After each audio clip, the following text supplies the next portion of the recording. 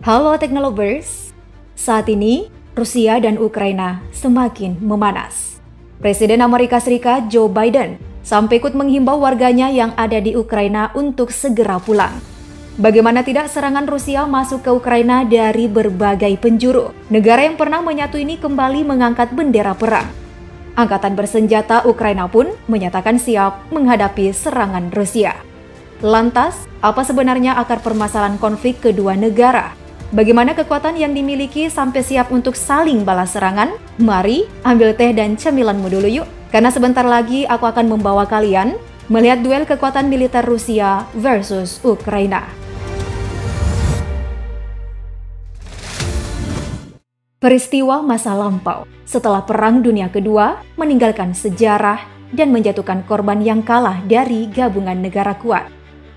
Uni Soviet harus menguburkan mimpinya sebagai penguasa. Negara yang pernah sangat kuat di medan perang hanya bisa meratapi nasib atas kekalahan yang menimpanya, mengakibatkan wilayahnya pecah dan membentuk negara baru. Pembubaran Uni Soviet melahirkan Rusia dan Ukraina. Hubungan keduanya dibentuk di era 90-an, tapi sayangnya hubungan antar kedua negara jadi sangat rumit. Masuk tahun 1991, hubungan kedua negara ini sempat mengalami masa-masa ketegangan. Wilayah Ukraina berbatasan dengan Uni Eropa dan Rusia. Menilik sejarah, Ukraina memiliki ikatan sosial budaya yang kuat dengan Rusia. Bahasa Rusia bahkan dipakai di Ukraina. Presiden Rusia Vladimir Putin mengklaim bahwa Rusia dan Ukraina adalah satu bagian dari peradaban Rusia.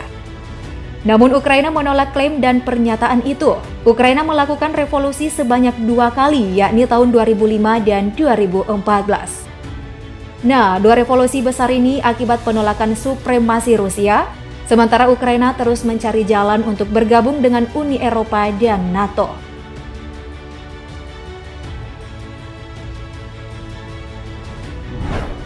Sepanjang Maret dan April 2014, kerusuhan pro-Rusia pun menyebar dan Republik Rakyat Donetsk dan Luhansk yang pro-Rusia memproklamasikan diri untuk keluar dari negara Ukraina. Tentu saja, hal itu membuat Ukraina geram. Mereka kemudian menghentikan seluruh kerjasama militer dan ekspor senjata kepada Rusia. Terjadilah bentrok antara pro-Rusia dan tentara bayaran Rusia melawan angkatan bersenjata Ukraina di wilayah Ukraina Timur mulai April 2014. Duta Besar Ukraina untuk Rusia bahkan telah ditarik oleh pemerintah Ukraina sejak Maret 2014.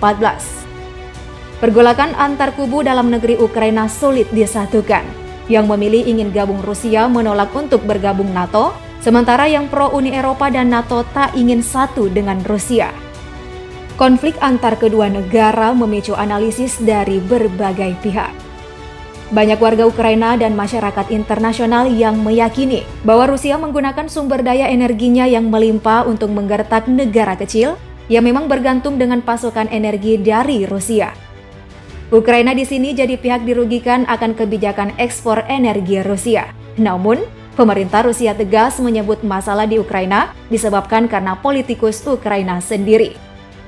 Setelah pembubaran Uni Soviet, Ukraina mewarisi hampir 5.000 senjata nuklir atau sekitar sepertiga dari seluruh senjata nuklir yang dimiliki Soviet dan terbesar ketiga di dunia kala itu.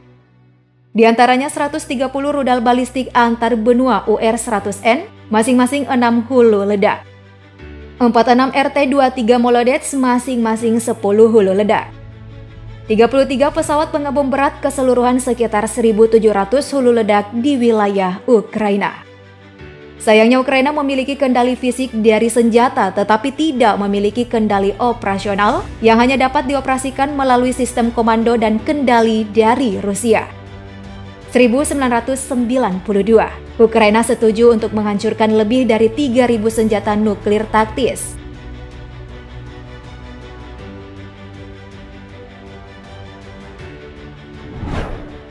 Lantas, bagaimana kekuatan Ukraina saat ini setelah pernah memegang warisan besar dari Soviet? Global Firepower telah memperbarui datanya tahun 2022, menempatkan Rusia masih kokoh di posisi kedua sedangkan Ukraina di posisi ke-22. Laman GFP juga mengurutkan Rusia berada di peringkat ke-9 sebagai negara dengan penduduk terpadat di dunia, sementara Ukraina di urutan ke-34. Apakah Rusia yang berada di peringkat kedua dengan kekuatan militer mengungguli Ukraina memiliki banyak jumlah prajurit? Mari kita lihat infografis berikut. Nah, ketahuan nih, jumlah prajurit Rusia unggul di atas Ukraina. Selisih 850.000 tentu sangat besar. Tapi tak heran sih, melihat jumlah penduduk kedua negara memang terpaut jauh.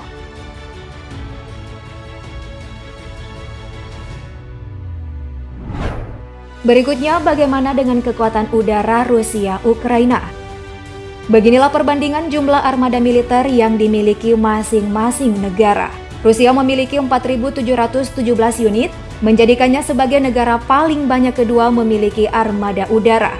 Sedangkan Ukraina menempati urutan ke-33 dunia untuk sektor udara dengan 352 unit. Tampak jelas ya, Rusia diperkuat banyak jenis kendaraan tempur dibanding Ukraina yang rata-rata di bawah 100 unit saja.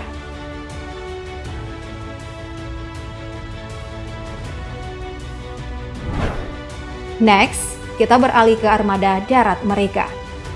Nah, ini dia. Lagi-lagi Rusia unggul jauh dari Ukraina. Setengah armada darat Rusia dipenuhi dengan kendaraan lapis baja sebanyak 30.122 unit. Sayangnya Ukraina yang juga didominasi kendaraan lapis baja masih kalah hanya 12.303 unit. Memiliki kendaraan ribuan pun Ukraina harus mengakui keunggulan Rusia yang terlalu kuat dengan kendaraan perang yang dimiliki.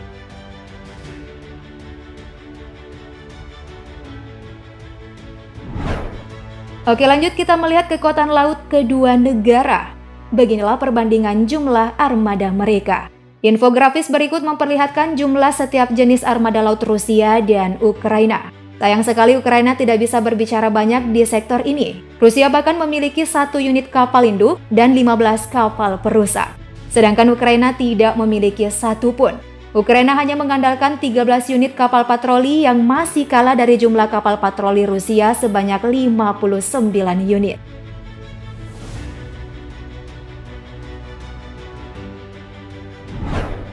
Memiliki banyak armada didukung dengan anggaran militer suatu negara. Rusia memiliki anggaran militer 154 miliar US dollar, sedangkan Ukraina 11,8 miliar US dollar.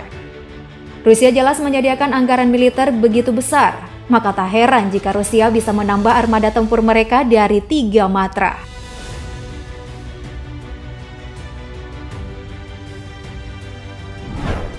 Sejauh ini Rusia menang telak atas Ukraina, namun masih ada faktor lain yang juga harus kamu ketahui, yakni soal logistik kedua negara. Apa sajakah mencakup di dalamnya? Untuk angkatan kerja, Rusia masih unggul, melihat penduduknya memang lebih besar dari Ukraina. Angkatan kerja ini akan mendukung kekuatan militer terutama di bidang pertahanan. Sementara untuk kapal sipil atau armada laut dagang, difungsikan untuk mendukung armada militer laut saat perang. Adapun logistik lainnya, Rusia masih besar dalam kebesarannya. So, Ukraina harus berlari kencang mengejar ketertinggalan.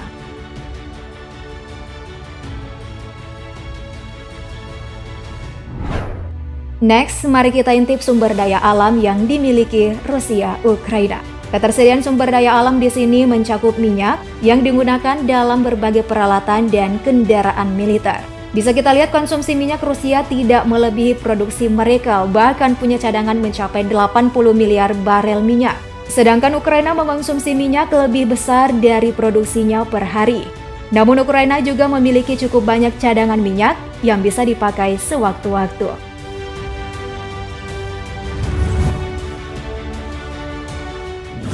Oke deh, gak terasa ya, udah selesai aja nih pembahasan kita. Di atas kertas Rusia tentu menang dari Ukraina, tapi mana tahu, bisa saja Ukraina didukung negara kuat untuk melakukan perlawanan balik. Sebab Ukraina telah melakukan perjanjian dengan NATO sejak tahun 2008 dan terus diberi kesempatan untuk bergabung jadi anggota NATO. Jika mereka gabung, tentu saja Amerika Serikat ada di belakang mereka. Akankah terjadi perang dunia ketiga? Yuk tuliskan opinimu di kolom komentar. Jangan lupa like dan share video ini. Thank you for watching.